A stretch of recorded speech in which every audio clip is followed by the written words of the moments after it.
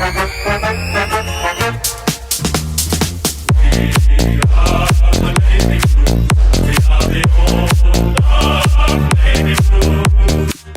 one and all, and welcome to another episode of Baggers Chat. My name is Mitch Pattinson, and as always, we're joined by Ethan Duffy. And tonight, we are reviewing our final match review for season 2024. It is, of course, Carlton v. the Brisbane Lions, and the final scores were Brisbane 14 goals, 15, 99 points to the Baggers.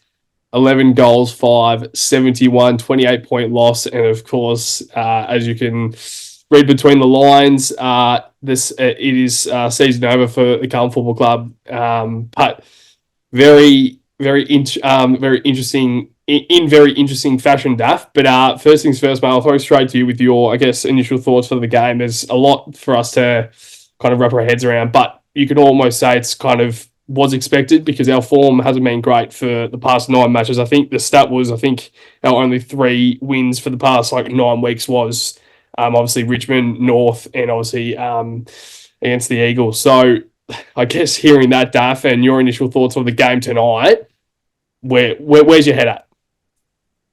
Yeah, we were talking a bit before we filmed. I just wanted to talk about some stuff before we got onto here, just to, let it out before we let it out again on the episode. But it's obviously it's disappointing way to end. It's a terrible end of the season. Very forgettable. It's not an end of the season we want to remember. A very stark difference to last year. We were on the rise rather than we're just kind of stagnating, aren't we, at the moment? Not saying next year. I'll head into next year with optimism. Of course, we always do. But the game tonight. It was, for me, the frustrating part is, we wait till we're 60-0 down, and then we're actually in the game. We actually got to 4 goals down and went, and they started panicking. Brisbane, because they can't finish off the game. And all we needed was just to not let them get out to that lead. If we just kept it at 3 goals, 4 goals, but in the end, I think it's a good thing our season's done. Of course, it's not a good thing, but I think it's a little bit of papering over the cracks, as people would say. We fell over the line to make finals, and maybe we thought, maybe that's the turning point. But it wasn't meant to be. And, although we gave it a good crack in the second half, the first half ultimately cost us the game. Wrapped up, and obviously with your initial thoughts, I think you were absolutely spot on. But I think just the thing that you said then that kind of hit a light bulb moment in my mind was obviously the turnaround from the 60-point, obviously being down from 60 points, and we weren't even on the scoreboard, which is astounding. The stat was there's been no team in VFL or AFL history that has had 0 points at halftime, and we were so close. So I think with 4 minutes left in the quarter, I think we kicked our first goal through Patrick Cripps. But I'll just ask you, what was the key moment that you saw a certain player? I'm sure we both know what we're on about a certain player coming onto the ground to make a difference. What was the point of difference that saw this shift within the side? And do you think it was, I think we're both speaking about the same, player as Tom DeConning. Do you think he's that much of a important player that he can have that much of a difference on the side? But on the other side of things, do you think because Pitto was obviously absolutely smashed in the ruck against the Big O until TDK came on to support him. How did you see that sort of situation? Do you think TDK was had that much of an impact that we almost actually stole it in the end? I think he actually had that big of an impact. I think he's had that impact probably the second half of the year. We were talking about how he played with a broken foot and won us the game against North Melbourne. He had the broken foot heading into the game, and he won us the game. And tonight he comes on the ground, and it was just a different look, wasn't it? And he's just a good player. He's a great player. His impact's massive. I'm not knocking Pitto, but it just it just gave me a bit of a. I know we spoke about it, and everyone was going, "Oh, let's just support the decision." We like to back our guys in, right? Our coaches and decisions. You don't want to just have a go at them before the game because it might be a good decision. But gee, looking at that decision now, is a Brisbane line like Big McInerney must be thinking, "Oof, thank God, thank God, De Koning wasn't. Imagine if he was there to start the game." But what are we waiting for? To be like, of course, he hasn't played for a while and he might be a bit rusty. Who cares? He's got to play that. I want him in the first bounce. Do you not want to kick the first goal or have some sort of momentum to start the game? Because it was like that. Straight away, it was done and you could feel it. And then they make the decision. So I was saying, bring him on. I was going, bring him on. I was like, oh, thank God he's warming up. He's warming up, thinking, oh, they'll finally make a good decision. I was thinking maybe one of the smalls because it's not a position. It's a position you kind of cover, I guess. It's probably that it's not a key position or a good mid. So they decide to take on like one of our most. He'd be polling high in the BNF this year, Matt Kennedy, just due to the consistency he's had and how good he's played in multiple roles that they've for some reason chucked him in at some points, and they make him the scapegoat. Patto. So we're playing bad. So we'll just did Vossi just have like a dartboard and have every player's name, and did he just throw a dart and it just landed on Kennedy? Why is he the scapegoat all the time, Patto? That's my question. Why? Well, we have these problems, right? And he's always the guy. It's not just being subbed, but also just being like shifted out of position or even being the sub at some stages of the season. Like him and Hewitt at one point. Remember, they were just going sub for sub, and then Hewitt got dropped at one point. It's like they're just rewarding the wrong things for me. But what are your thoughts?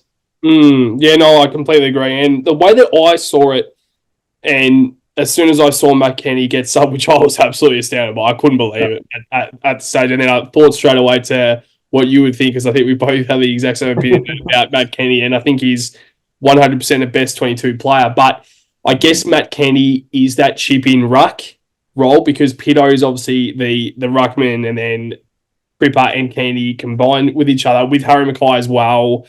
But I'm sorry if you're taking Matt Candy off because he's that chip-in ruckman, turn midfielder and forward who you have to make way so TDK comes in. We're not going to point out in any individuals of who should have been subbed out, but he was nowhere near the first player that we would have picked, and he shouldn't have been picked in the first place to come out. And as soon as I saw that, like, there was obviously a shift. Yeah. I would have liked to have Matt Candy out there for the experience, because you said a stat, obviously, before we press record on the episode, the three players that has played every game was Cripper, Candy, and Newman. So they're the three players that have that cohesion. You're taking one of those guys who has been in there for the whole year out of the side, and now you've got two guys like Cripper and Candy, Cripper and Newman, who are the other guys who have had the cohesion the whole year. It's unbelievable. But that's how I saw it, where I think Vossi saw it more as like, in terms of the ruck, minus Kenny out of it, and then probably put Mackay still in there. But I don't think Mackay was really in there because it was just Pitto and TDK. And I think Cripper still somehow, some way was getting ruck contest. But yeah, mate, that's what I thought. But is there anything else that you want to touch on about, I guess, that sort of aspect of the game in terms of the ruck contest? I'm just sick of losing games at the selection table. I'm sick of losing games at the tactic side, the coaching side. Of course, the 60-0 is probably majority on the players, right? Like, that was just not good enough. But sometimes the way we set up is setting up for failure. Like, we didn't have Chincotta in the team, right? But we've got these three small forwards. I don't care who goes on Zorko. I don't care. I don't care if it's fucking Harry Mackay. Can we just put some work into these players? You know what I mean? It's just got to a point where it's ridiculous. Like Harris Andrews was killing us in the air. Brian Lester was killing us in the air as well. and Zorko's just rolling around, hitting these there's check side passes he was hitting these dribblers rolling around in first gear. Like if we don't Chincotta, just go Corey Durden. You don't even go, you don't get a touch. You're getting on him all game. Don't even look at the ball. So you know what I mean? It's just stuff like that, and we let it happen for 4 quarters. Good teams don't let that happen. Good coaches don't let that happen. And it's when we both can see stuff like that clearly, as we're not on a 6-figure salary. We're on a bloody podcast. Just us talking about Carlton from the outside in. They're on the inside, being able to control this stuff, and they can't do it. And it's just, yeah, it's frustrating. But you texted me before about Voss, and the pressure has to be on next year. If it's midpoint of the year and we're, just in the 8, the pressure has to be on. If we're not pushing for a premiership with this side, or a top 4 at least, because we haven't even got there yet, then the questions have to be asked. Because I hear people go, "Oh, we're just not good enough. We're just not good enough." Like, we've got talented players. If we can't figure it out with this team, I don't know when we're going to figure it out. No, well, it's all good because Ashton Moyer will keep playing in the 2s. It's all good. Jackson Binns will keep playing in the 2s. It's all good. Cooper Law will still do his role in the 2s. It's all good. It's all good. Harry Lemmy will do his role in the 2s. It's all good. Like, it's astounding. We're too young. Yeah, we're too young. It's all no. We can't play them because that means they will be too young. Yeah, that makes sense. I guess the game today was Sydney and Giants as well, and one of their key, pillars, if you can call it that, in the Giants forward line, and the reason why they were really taking it up to Sydney was Darcy Jones, and he's one of those young players, and I think every single, even Geelong with a Lawson Humphreys, who has found his way to stay in the side, and he's one of those young players as well.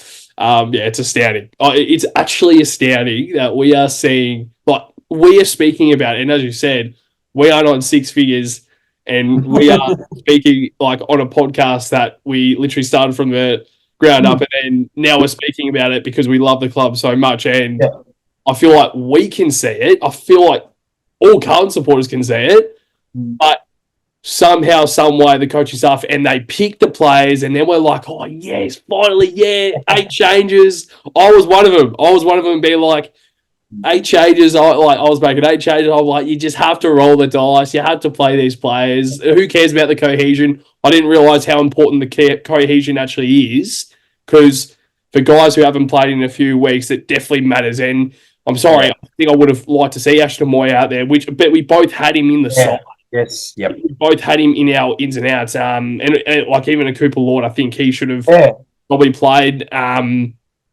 And you can speak about Sam Doherty. I think it's very stiff, and you don't want to say he shouldn't have been picked, but maybe there was a time and place where maybe you don't take that risk in a final. Of course, the emotional side of it, you probably would take that risk. But seeing the game tonight, yes, he kicked a goal, a very Doc-like goal, but I just think that it probably wasn't the right choice. And as with another player that we have already mentioned, is Jackson Binns. Probably he could have slot straight into that role. And who knows, he may have created a little bit more run, because I think Sam Doherty just seemed a little bit tentative the whole game. And that's fair. I mean, he's coming off an ACL. He's returning back for his first game, first time to the ground that he did it at. So that's obviously a big thing. But Daf, I guess we'll just quickly touch on a few key points, and then I'll fly straight through these before I throw to you. So obviously our roller coaster of 2024 has come to a close. Simply did not show up the opening quarter, which absolutely astounds me. Which once again, I've said astounded a few times so far. We've already touched on TDK as a sub was the wrong call. Kenny was being subbed off, was also probably not the right call, which obviously I don't think it was the right call. Made a late surge, but it was just too much to handle. I think 60 points down in an elimination final, playing away as well, is another thing as to it's just simply impossible. And that pretty much sums up our 2024 season. But Daff, if you want to add anything more on those initial thoughts, where you what's your on those key points? Sorry, what's your head? What's your head kind of out? Probably my words because I'm so bloody astounded right now. Once again, I'm astounded. But what's your thoughts right now? Yeah, it's the first point is extremely valid. They're all valid, but that's the number one point that I'm looking at. Just feel like we need to get to a point with this team, and as a good team, you need to not have a roller coaster. And if it's a roller coaster, you want to be trending that way rather than that way. So, it was a roller coaster. We're 4-0, or then another roller coaster. You drop that game to Adelaide when you should be winning that game. Like, good teams win that game. Sydney win that game at the start of the year. And it actually takes a lot of the pressure off winning those games, because you just build up the wins early, and you actually probably would have helped us actually push for a top 4 spot if we don't drop those games. But people go, I wouldn't have it any other way, but I would probably have it any other way. I'm kind of sick and tired of being questions rather than answers. And, even though I said it's probably good that we get time to switch off, which is, good in terms of the season. Obviously, we'll be doing some off-season stuff with trade period and whatever, but it's going to be a long off-season, and I'm just interested to see what happens.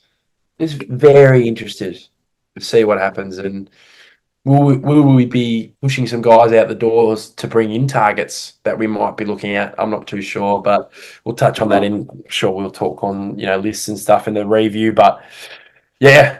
Didn't show up in the opening quarter of a final. I was confident, but I just had that feeling we might come out slow. I don't know why, but I just feel like Brisbane just felt like they had to get the upper hand early.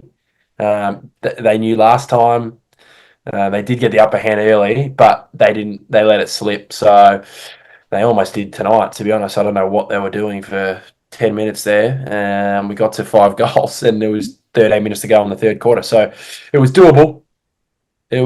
But it's, like you said, it's just that little bit too far, and we were just making dumb errors. And, like, the cohesion just hurt me watching that. Very handball happy at some stages of the game, giving off, I think it was about 8 times we did to Sard when he had his opponent on his ass. Which I don't understand. I'm not sure you do handball receives when your opponent is one step behind you, but maybe that's the Carlton way, Patto. I'm not too sure. And 2025. Oh God, I'm really tired thinking about the roller coaster and what's going to happen. I'm just so glad we didn't end up losing by 100, because it got to a point where I was sitting there going, "Oh no." Like, this could be like a never come back kind of, oh no, like it haunts you forever. Like, we've got a lot of stuff haunting us, especially in our lifetime, Patto, as a Carlton supporter. But, if we lost that game or broke that record at halftime being scoreless, it's painful, but we just got to let it go, I think. It's hard.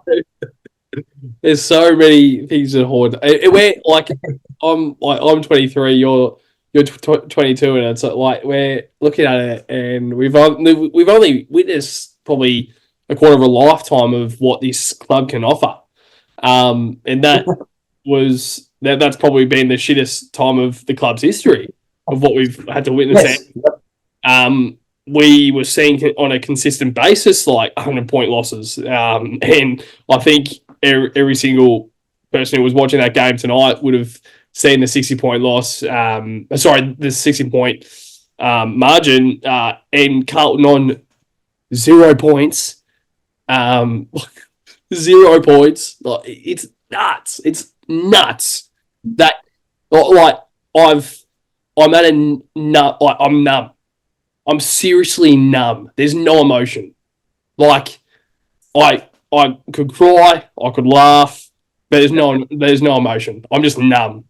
Because how it was 0 points to 60, 0 points to 60 points halfway through a second quarter in an elimination final, and how the pressure was at an all-time low in the first 10 minutes of the opening quarter. I don't know how that can happen. And that can't be anything else other than the coaching. Of course, players, but it is the coaching there. You can't not blame anything else other than the coaching. Of course, the players are going out there, and if they're not putting on the pressure, well, oh well. But it kind of always goes back to the coaching, doesn't it? And there was just a few moments where even like Michael Voss was up in the box and Ash Hansen was down at the bottom coaching on the line. And I'm like, what are we doing? What are we doing? Like, we are so reactive. Rather than reactive, let's be proactive for once in this 25 years of this Carlton Football Club. Why don't we just be like proactive for once and actually make a proactive decision rather than a reactive decision, which was probably Matt Kennedy. Reactive. Yeah. Like straight up, like it's unbelievable. And you mentioned there about their handballs. We were obviously 154 handballs to the Brisbane Lions, 117. So it obviously shows there that we had a hell of a lot more handballs and they had plus 13 kicks with obviously 213 to 200. But what is quite funny to me is the inside 50s. We were actually equal. We were 56 each. So that's even more frustrating because we were actually getting the same amount of opportunities inside forward 50 as Brisbane were. And obviously they put on 14 goals, 15, and we put on 11 goals, 5. But, Duff, I guess your thoughts on those stats there. I know I've said a few things there, but like even if you want to touch on like your thoughts about the Ash Hansen kind of switching with the Michael Voss in terms of that, what's your overall thoughts with that? And also touch on the stats as well. Yeah, so quickly on the Voss thing, obviously I was watching with the fam tonight, and Mum said the exact same thing. Like, she said, well, first of all, she was going, what is he doing on the bench? Like, what is he doing? Who? Hansen? Yeah. No, at the start, when Voss was sitting there like this. Kingsley, they were 28 points up at one point, and he was throwing pens, he was animated, right? You don't have to be a dickhead, but it's just show something on the outside. Don't sit like this.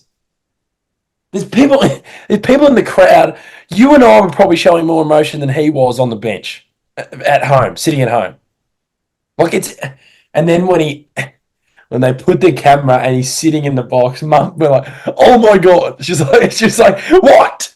Like, it was like, and like you said, it's the reactive. And we've said it. I'd love to have a counter of how many times we have said we are reactive. This football club is reactive.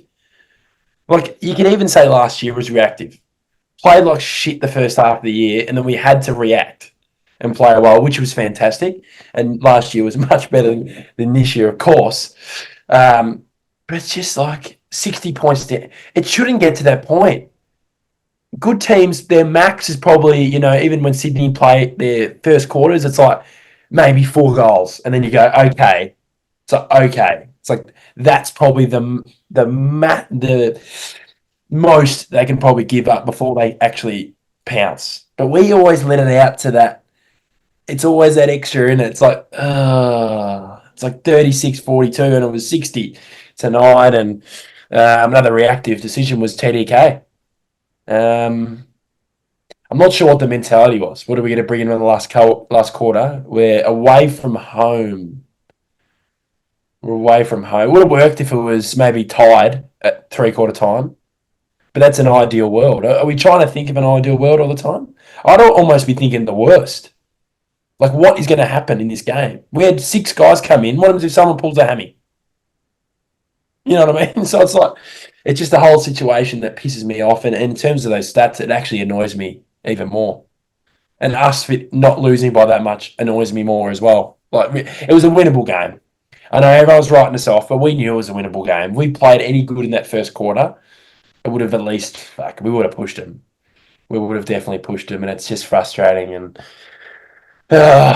it's just frustrating, but it's a good message for those players. It's just not good enough. It's just not good enough. And if we accept that, we'll never, ever reach the heights, and we have so much more work to do to get to the team we want to be. consistently. It's the consistency for me. I'm sick of rocking up to games second guessing, going, oh, like that 6 week patch. I wasn't second guessing. I rolled up to that Geelong game going, they'll give us a crack, but I reckon we'll win this game. And what do? We go out there and pants them. We went to Port Adelaide, pants them. Oh, Essendon, let's deal with them. We dealt with them. I want that to happen for 18 to 20 rounds max. Of course, you're going to drop some disappointing games. But it's that your chunk has got to get bigger. Our consistency has to get bigger, not 7 weeks. Turn that 7 weeks into 15, 16, 17 weeks of consistency. And look where the Swans are, top 4. Well, that's exactly how I see it in terms of like when we play our best footy or when we play like the Carlton brand, if we end up losing a game like we did against the Adelaide Crows earlier on in the year, at least we were seeing the brand and there was just some decision-making, execution, maybe some, like there were just small moments in that game where, fuck, we could have won that game. That's frustrating, but we move on. But then earlier on in the year, we lose to Swans by 54 points, and like that's astounding to me. Yep. How we can do that. And then the week after, we obviously beat the Suns, and that started the run of the Port Adelaide win, Essendon, Geelong, Richmond. Giants was one of those games where it was like we started really well, and we can go back to the quarter time huddle. We're not going to, but obviously, that 12-point loss, that's a good quality game. We scored 104 points, but obviously we conceded 116 points, and that's not good enough. Week after, we lost to the Dogs. Pretty shitty game, and that's when we were still in the mentality of, our best football still, like we saw our best football 2 weeks ago. That's fine. Going to North gets even worse, and I'm like, oh boy. And we won that game by 19 points. I think that the kind of the end of it was obviously the Port Adelaide loss. That was bad because that was like, oh boy, this is bad at the moment. And if you didn't really think it would get worse, then the Hawthorn loss happened by 74 points. So I think there's a lot of things to look at there, but I'm just so concerned about the way that we have been playing and how we have been found out. It's not like I look back at round 15, round 16, like that's Carlton football. Yeah. But is it? Sorry, go. It's Carlton footy. But to me, it's not. It's almost we're playing above ourselves because we can't reach that level enough. And of course, I agree, it's Carlton footy. But if we're saying that to other people go, well, you don't do it consistently enough. Exactly right. Like it's Carlton footy, but it's more about don't do it for 6 weeks. Do it for even 10 weeks, I'll take. You know what I mean? It's just, and you look at Sydney, right? You look at Sydney and the way they build their season in, they win 9 in a row, and what happens? That's the Bloods' bloody culture, and the Bloods, the way they play, that fast-paced, exciting footy, rebound footy. And what happens today? They win the game by that rebound footy. And we decide to steer away from, what works, but it's just frustrating. So frustrating. And that's one of the like the other things as to how I look at it, and it's how it can change so quickly and so dramatically. And that's why my question goes to you is, why do you think this happens? And obviously we will do a season review episode in a few weeks. We don't really know when, but that's when we will try and touch on everything as a whole and what we think really happened throughout the season. But what do you think it is? Do you think it's the lack of cohesion with the amount of changes that we are kind of forced to make each week? Do you think there was a bit of a tweak with the game plan that obviously worked last year, but it didn't work this year? Maybe the opposition is just simply better than us right now. Maybe we don't. Maybe what we see, we actually need to realize maybe we're not actually that good. What do you see this season as right now? We're from the fall from grace, really. It really is.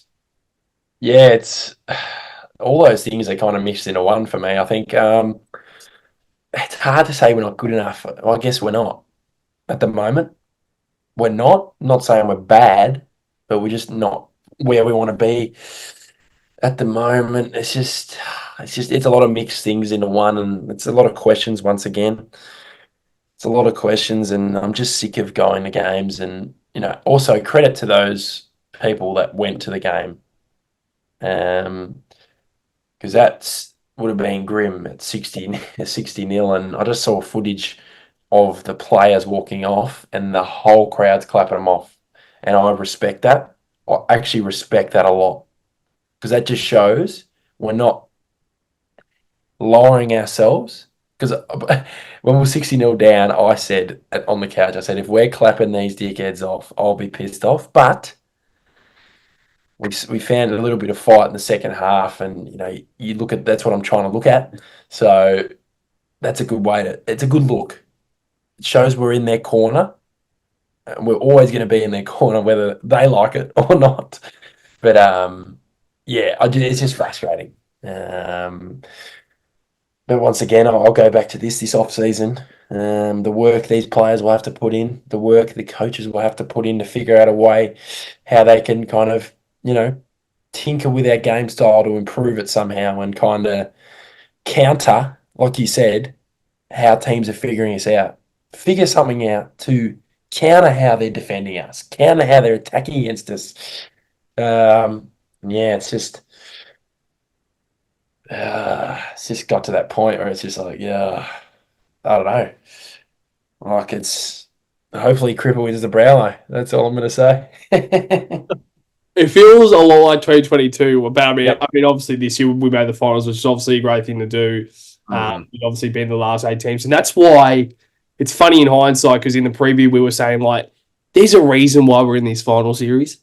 There's a reason, and I'm like, you know what? One of those reasons was to make a bit of history at halftime, to be the first team to not score. Of course, we didn't actually do that, so I'm like, wait, so that didn't happen. So why are we in this final series? And maybe it seriously was just to fill the numbers. But what you said then about, I guess, like my question to you and the way that you were explaining it, my mind goes straight away with how you explain the season overall and how Mm. how we can get found out mid game. Yeah. It's coaching. Mm.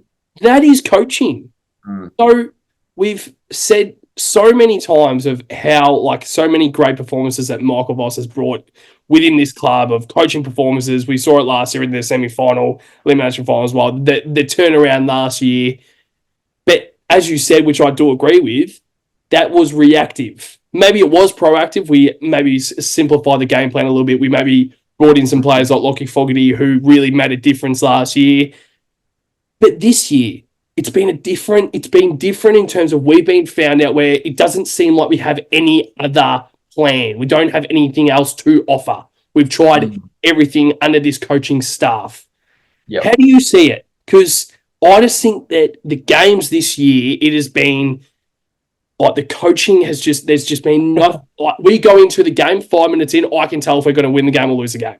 But I Yep. also know how we're going to play for the rest of the game because nothing changes. Have you seen the same thing? Yeah. And the only thing they change is something they just try to like throw Kennedy or like it's not even a tactical change. So that's my worry. That's my big worry because the best coaches can just tactically change something without sometimes the other team realizing.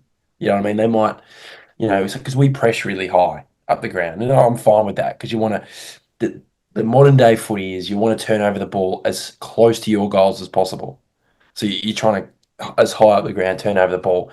But then some teams might tinker with that and they might be getting found out over the back and they start, creeping back or even get a midfielder to go deep in defense, not in deep in defense, but be the numbers down there or, just tinker with something. Because tonight we actually did that. We had one of our mids at every stoppage play deep in defense or cover the hole. And then we still got found out. So maybe move away from that and put that guy back in the stoppage if we're getting killed in the stoppage. So, um, it shows how hard AFL footy is, first of all.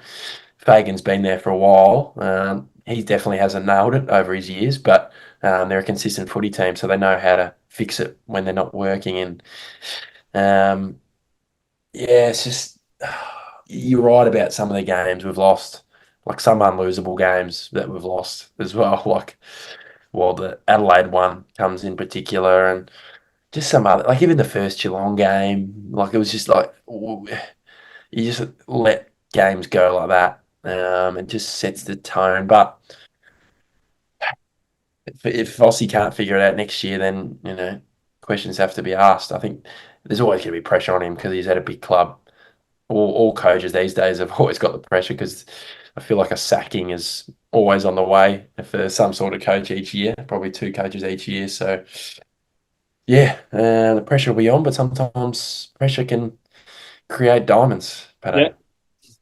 love that saying. We would say that through the year about Buddy Lockie Cowan and be like pressure make diamonds, mate. Back in this back line, Lockie Cowan.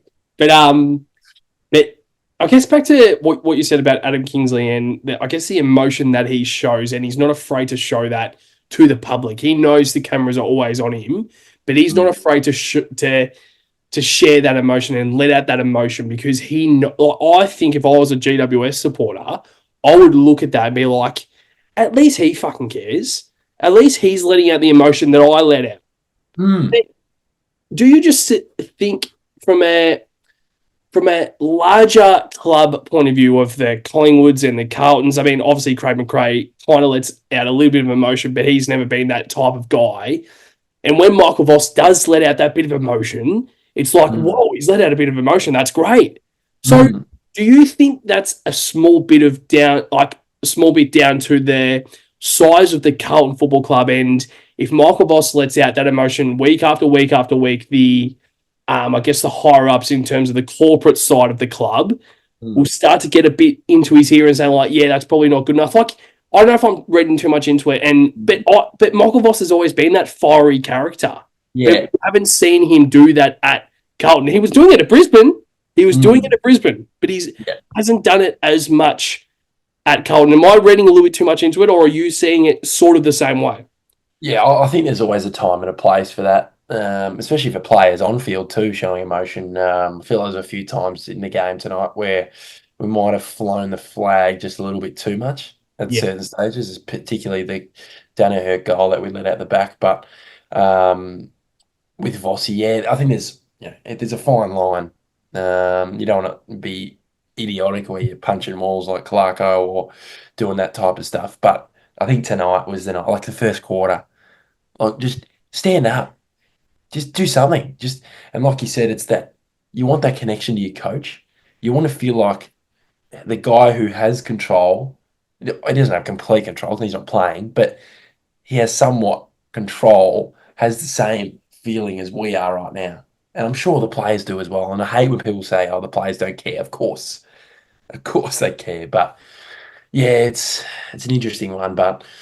I think, the emotion stuff's great, but I want him to figure it out tactically next season. And if we can't, then, it's hard to win big games against well-oiled machines. And look at Hawthorn. They're a well-coached team. They've got some players that you look at, you go, like, how are they, like, Couch Deer was pick 50 or something. I know he was a father-son, and they've turned him into a absolute beast. So, um, yeah, just figure it out and I think there'll be some tough calls made. Just got a little feeling.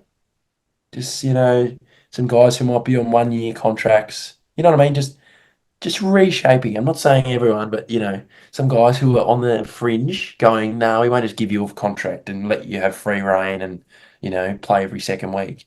But maybe you go, no, you look for other options somewhere else. You know what I mean? If you want to go play for North Melbourne, you want more game time, we might want to get some sort of pick or some sort of to push towards a target or push to, you know what I mean? So um, I think the door isn't closed in terms of move this year. Obviously, we're looking at Nick Haynes, and that's probably a done deal. I do like that move on the cheap. So, those types of moves, just think it's outside the box. I think also there's a talk about the McCartan brother playing, and you look at the history with those types of players, like Tom Stewart was playing for bloody South Barwon, Lawson Humphreys was playing. Waffle Reserves grand final last year. Waffle Reserves. Sean Manor was playing VFL 6 years. Like, it's more thinking outside the box.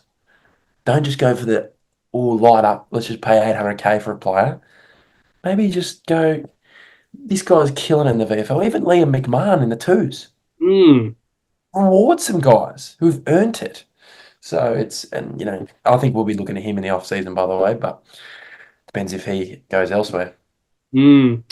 Like one of the players that is our very own is almost Alex Chincotta as well. Like he's one of those guys that was Yeah. working hard in the VFL and was dominating in the VFL. Obviously won their Carlton Best and Fairest, and was doing really well in that sense. And we gave him an opportunity. And obviously we gave Cooper Lord an opportunity as well in the mid-season draft. So now, so what you were saying about, I guess, a bit of shifting, are you speaking about like the Collingwood sort of sense and the Hawthorn and maybe even Swans as well back in 2020, 2021, where they went through that, not a rebuild, but just a bit of a shift? Is that what you're kind of speaking about in terms of the list management, or are you seeing more from a like external point of view in terms of like not the list, but it's more like the coaching staff, even on the board level as well? Yeah, I think off field we're okay. I think board and see, I think we've finally kind of figured that out, Yeah. that side of things, isn't it? There's less leaks coming out of bad stuff happening and all that type of stuff, which was happening around that 2016, 19, where, there's all sorts of shit going on. But yeah, it's just interesting. I feel like we need to make some tough calls because we haven't made enough tough calls. We haven't had many players leave the club, have we? Have we? We've just been a bit nice. Only the guys delisted who are like, Lockie O'Brien, where you going? You're done. But maybe guys like Corey Durden. You look at him and you go, is he ever going to get to the stage where he's going to impact for the senior team towards a premiership? I'll ask you that question. Do you reckon he'll ever be that player? Right now, no. So you get to a point where I know we've re-signed him, but contracted players get traded and 50% of them get traded. So I think contracts are almost, a thing of the past almost. But it's just like, you got to make some tough calls. And, we speak about Marchbank and guys like that. Do not give guys contracts if they're not worthy. Jack Martin had a medical at Freo. Bye-bye. Send him out the door. He had a medical at Freo on Monday. Clearly his intentions are there. He's gone. Don't even, no ifs, buts, don't play hardball. Just get him out the door and send a message going, if you do not want to be here and you don't want to be a part of our project or part of our system, you're gone. And if you're not good enough and you're not up to it when you're in the side, I'm sick of playing guys sometimes who aren't up to it. And we're just going, oh, he'll be good next year. He'll be good next year. You know what I mean? We've got a lot of good players. But I'm talking about those guys who are that, they just stagnate. They had a really good first year or something and then they just go. So I'm not naming names, but, you probably know who types of players I'm kind of touching on, but obviously we'll touch on that in the review. I'll touch on one more player because obviously we pointed out Corey Durden, and I think we both like Durden, and if he's on the list, Of next year, we course. won't be complaining. But just another player is Jesse Motlop, and I think there's a lot of moments. There's a lot of moments with these players that they execute them and we're like, oh, we're going to remember that for the rest of our lives. Like Jesse Motlop kicking that goal late in the semi-final last year. If he didn't kick that goal, we may not have won the game. Because if he didn't kick that goal, potentially Blake Haggis wouldn't have gone on to kick his goal as well. So moments like that is great. I mean, obviously he had a moment against St Kilda as well in the last round of the season where he kicked the match winner, but obviously we lost the game in the end. But it's things like that where it's moments so consistent. Tom Papley returned to the side today and absolutely lit it up. And I think he had like 20 disposals or something, and he kicked a few goals. And when he has a set shot, it's going through. But also, when he crosses that white line, exactly what he's going to offer. Exactly what he's going to offer. And I think Matt Candy is that type of player as well for Carlton. But he was subbed off halfway through the second quarter, so he didn't have the chance to show what he's got. And yeah, there's Oh, we were speaking about the depth halfway through the year and how great it is, and how I think we both agree that I think the depth was really good, and we were saying, like, oh yeah, it's really good at the moment, yeah, yeah. But now I'm just like, fuck, what depth were we talking about? Because Mm. we have been, when the depth has been tested, there's been players that have actually been quite solid, like Cooper Lord, the guys that we've mentioned, but Mm. they were omitted in the side, and we were both the people that dropped them because we had to bring in guys like. But do we have to bring them in? Do we Mm. have to bring them in? Seriously, do we Mm. have to bring these guys in? Like, do we have to bring in a Chera that I think he was actually quite good tonight? But do we really have to move so many things around to make sure that this guy gets a lock into this week? Do we have to make sure we move some things around to make way for like a, let's be like a Doherty?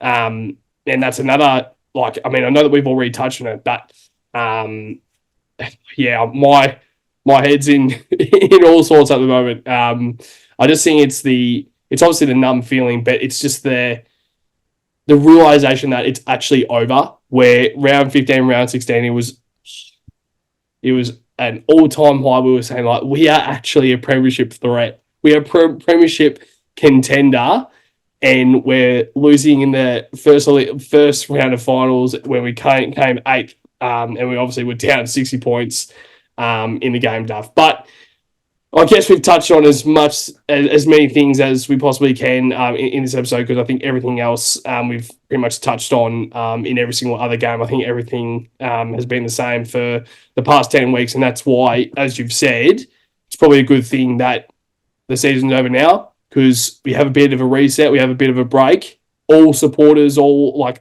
the club, but also the supporters, Mm. a bit of a reset. But know that if there's players out there who Yeah. are not wanting to be at the club, like Jack Martin, and Mm. he's doing a medical in the first week of finals, fuck him off. I was on, I mean, I think I sent you a message. I'm like, oh, I think I would almost give Jack Martin another contract. No, no, you're not doing a medical first week of finals. If your head is not in at the club in the first week of finals in your club, your head is already the selfish mindset of, oh yeah, I'm doing a medical out there. Like, but aren't you potentially in there, like, you're a potential inclusion to come into this side. Oh wait, but you're going to do a medical at Fremantle. Okay, see you, mate. Like, Yep. annoys the living fuck out of me Mm. how people do that. I understand it, but just wait. Just wait until we're eliminated. If you did it Monday this week, fine, fine. Because we all know that it's a business and it's their job at the end of the day. But just, there's a time and place. There's a time and place, and we have the Carlton Football Club has given Jack Martin so much, Mm. and that is a big kick up the bum from him. Big kick up the bum, and Yeah. a bit of a fuck you. And if we play Fremantle next year and he's playing against us at Fremantle, oh, look out. But Duff, I guess the last segment that we'll touch on before I guess we wrap up this review is obviously the bagger of the game votes. But before we throw into that, if you have anything else to touch on about what we just spoke about, then please do. But if not, take us through your bagger of the game votes. Yeah, I'll go through the votes. I completely agree on the Jack Martin chit chat, but yeah, I'm not a fan of that. I know it's a business and all, but we're in the final series. It's like he's already written us off, so we'll Yeah. remember that. Remember that when he does his calf first week for Freo. But yeah, my best players, I'll go through these quickly. Obviously, we've touched on the game pretty heavily. Um, it's yeah, I've got Wadering with the one. Um, apart from that one kick out in the full he did, which was we were all doing it at the time, I guess. But yeah, since then he was just taking grabs, and I thought our defenders were actually all right. Lewis Young too. Don't want to be hearing any Lewis Young slander, which is his form in the last month's been quite a Yeah. promising thing for me. Because we always worry about our key back stocks, but maybe he is the guy. He's only 25. So maybe he's hitting that, he's getting that confidence back, which he had 2022, he was a mainstay in our team that year. So, yeah, so Wiedering one, Cripps with two. Um, 31 and a goal. He just does his thing, doesn't he? Um, I, I could have had, no, I don't know, Cooper too. And Georgie Hewitt, who kicked his first goal for, I reckon, from outside 50 in his career. I didn't think he had the journey, big Georgie. Um, but yeah, he showed a bit of emotion there, Georgie too. He got up and about, but yeah, never be dropped again, George Hewitt. And good game.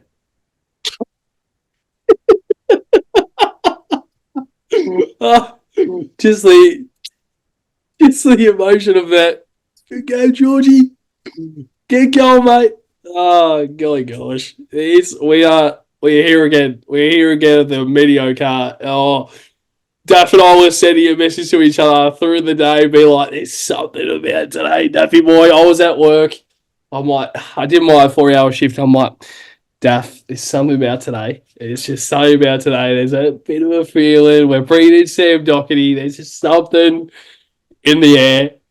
And buddy Kyle Loban and Cam Rayner are Oh, dominating fuck. the Carlton football.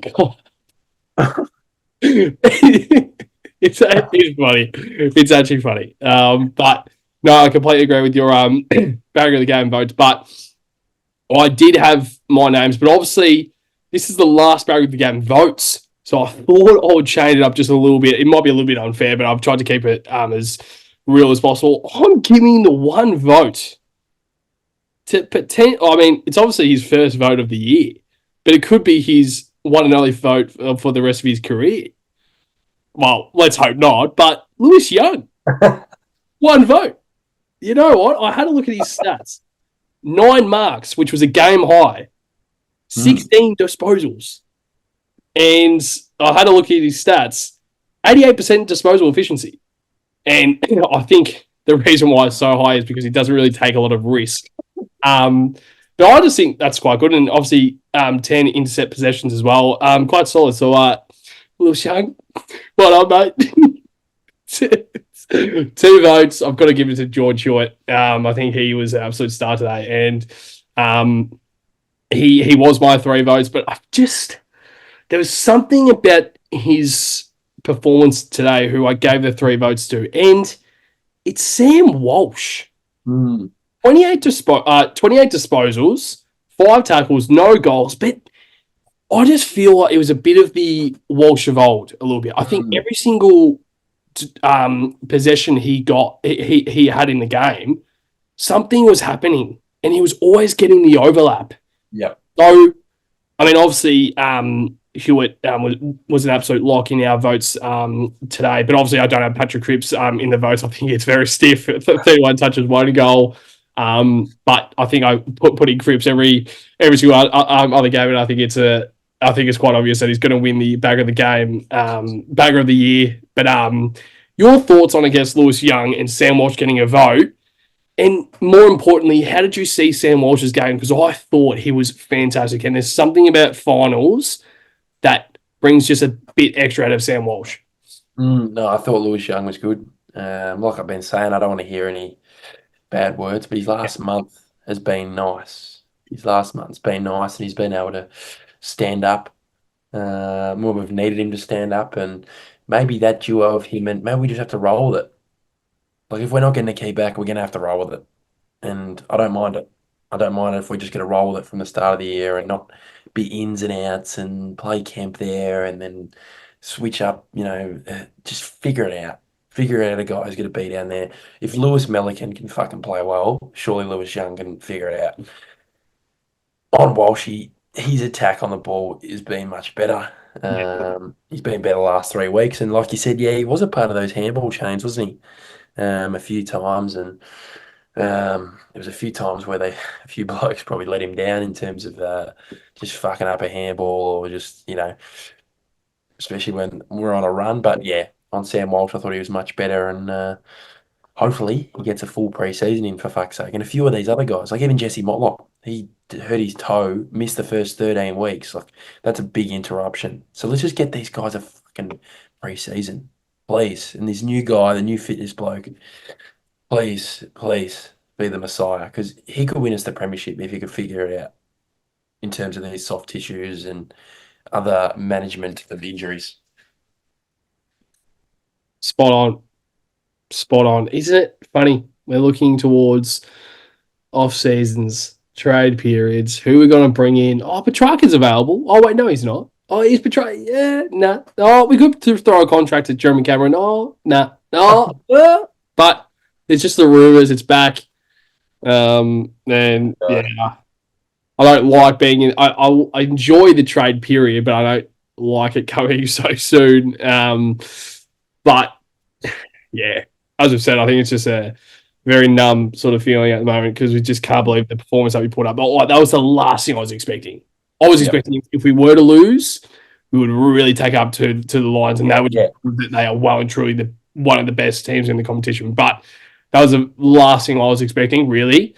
So yeah, it was so frustrating. But obviously, Daphne is the last segment at the last review episode actually for the year. And obviously, as we mentioned, we're going to try and do a season review of a little bit more in depth of how we saw the season, but also how we see what we see happening in the trade period as well, which I think we're both quite excited for. And I think just something has to happen. There really needs to be something happening in this club because I think we are both just so over it. I think if we're numb speaking about the club that we love, there's something wrong. We're always going through this year after year after year. We're always just finding a different type of disappointment year after year after year, and it's simply not fair. I just don't think we should be having to go through this every single year. No. So, Gaff, before we wrap up our last review of season 2024, is there anything else you would like to touch on? I think I'm out of words for season 2024. Yeah, just obviously we'll talk about it in the season review. Just thanks for everyone for hopping on this year. It's probably been our biggest growth year, I reckon, in terms of people watching and people coming up to us and saying g'day, and we love that. So hopefully the Baggers Chat community has a good off season. We'll be doing some content, obviously, not as much as in season, but it'd be still the trade period and all that type of stuff. So we'll be ticking off that, and then obviously have a summer break. Mine's off footy for a bit, and then once it hits January, we'll be thinking about that first bounce of opening round when they give us the Suns at Metricon. So that'll be good next year when we lose the game and Lukosius kicks 7. So anyway, thanks everyone for getting around us, and let's hope 2025 is not a fucking roller coaster and it's a nice little stroll into the park, into the premiership window for the Blues. What else can you say? What else can you say after that brilliant outro, if you can call it that? But no, Daff, absolutely spot on. Looking forward to Jeff Lukosius kicking goals against us as well. Who knows? He might even put Levi Casbolt in there. He didn't get delisted. Hey? He didn't get delisted. They delisted 8 blokes.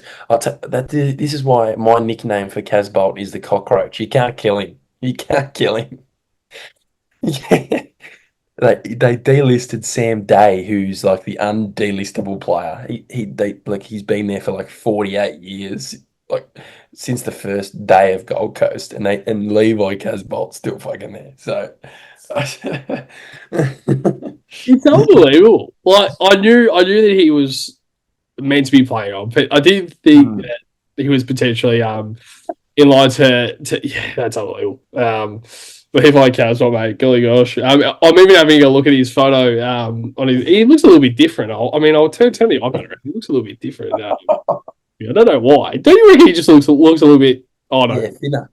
Yeah, just a little bit thinner. Who knows if that Levi Casbolt was playing at the Carlton Football Club, he probably still wanted to get a go. But shout out to. Well, to be honest, with TDK out the last 2 weeks, I would have taken Levi in the ruck. Oh yeah. I actually think we got rid of Levi at the wrong time. The wrong time, yeah. We had him when we didn't really need him, and then it's just anyway. As soon as we got rid of him, it was like, oh fuck, he would have been a handy right now. But as I said, very well wrapped up, Duffy boy. It obviously has been a great season for both of us at Baggers Chat. We've had a lot of people come up to us in the games, which is obviously a great thing to see. We love speaking about it, Carlton, to every single person that loves that comes up to us. So if you do ever see us in public, make sure to come up to us and speak to us about the Baggers, because we absolutely love talking to other Carlton supporters out there. But obviously, as you said, Daffy Boy, there will be a lot of content coming out for the rest of the year. We'll try and have a bit of a break. I think it's a well-deserved break. I think we've both worked pretty hard throughout this year, but I think it's a well-deserved break. And yeah, it's a funny feeling.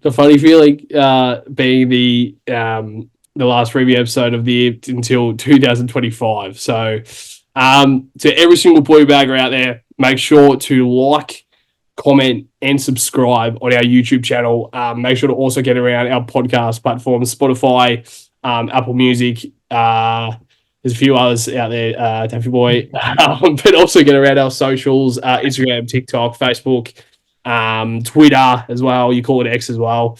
But yeah, make sure to try and stick around because we'll be trying to post as much content for the rest of the year. But also 2025 is a massive year for hopefully the Carlton Football Club, but also us at Baggershad. It definitely will be a big year for us at Baggershad. But for the final time for the year of 2024, well, we will obviously do episodes to end the year. But to you, Daffy Boy, and to every single blue bagger out there. Yeah. The Baggers!